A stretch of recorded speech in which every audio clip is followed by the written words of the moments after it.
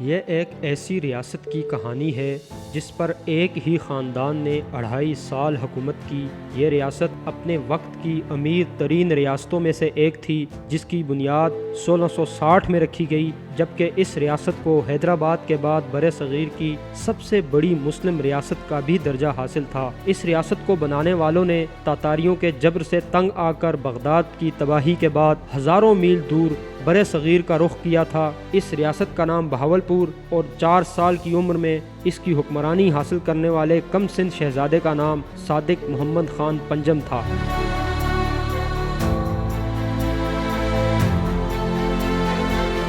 1906 کا واقعہ ہے جب ریاست بہاولپور کے نواب بہاول خان عباسی نے ریاست کی حکمرانی حاصل کرنے کے بعد فریضہ حج ادا کرنے کا فیصلہ کیا۔ اس سفر میں ان کے ساتھ شہزادہ صادق محمد خان بھی موجود تھا، جس کی عمر 2 سال تھی۔ حج سے واپسی کے دوران نواب بیمار ہو گئے اور اسی بیماری کی حالت میں یمن کے علاقے عدن کی بندرگاہ پر 15 فروری 1907 کو ان کا انتقال ہوا۔ نواب کی اچانک موت نے ریاست کے سامنے بہت بڑا سوال کھڑا کر دیا کہ اب بر صغیر کی مضبوط اور امیر ترین ریاست کی باغ دوڑ کس کے پاس جائے گی، کیونکہ فوت ہونے والے نواب کی اکلوتی اولاد شہزادہ صادق محمد خان ابھی کم سن تھا اور اس کی عمر صرف 4 سال تھی۔ ان حالات میں انگریز سرکار اور ریاست کے حکام نے حیرت انگیز فیصلہ کیا۔ 4 سالہ شہزادے کے سر پر نوابی کا تاج سجا دیا گیا۔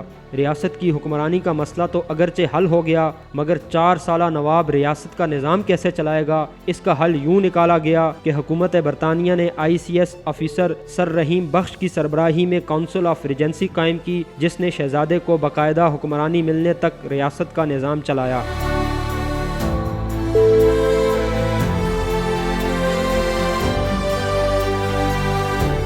حیران کن امر یہ ہے کہ 1911 میں نواب صادق خان صرف 7 سال کے تھے جب وہ ریاستی فوج کی کمان سنبھالنے کے بعد شہنشاہ برطانیہ جارج پنجم کے سامنے پیش ہوئے۔ 1913 میں کم سن نواب کو تعلیم اور امور ریاست کی تربیت کے لیے لندن بھیجا گیا۔ 1915 سے 1921 تک وہ ایچیسن کالج لاہور میں زیر تعلیم رہے۔ مارچ 1924 کو لارڈ ریڈنگ وائسرائے ہند نے بہاولپور کے نور محل میں منعقدہ تقریب میں نواب سر صادق کی رسم تاجپوشی ادا کی اور مکمل اختیارات ان کو منتقل کیے۔ یوں صرف 20 سال کی عمر میں انہوں نے ریاست کی امور کی باغ دوڑ بھی سنبھال لی۔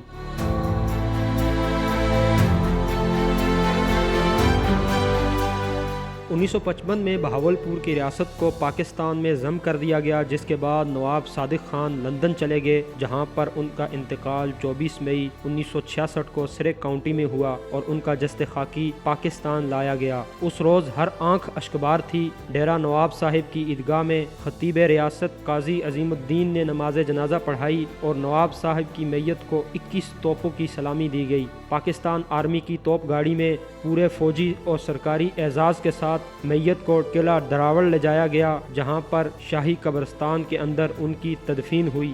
یوں 4 سال کی عمر میں ریاست کی حکمرانی حاصل کرنے والے نواب کا سفر اختتام پذیر ہوا۔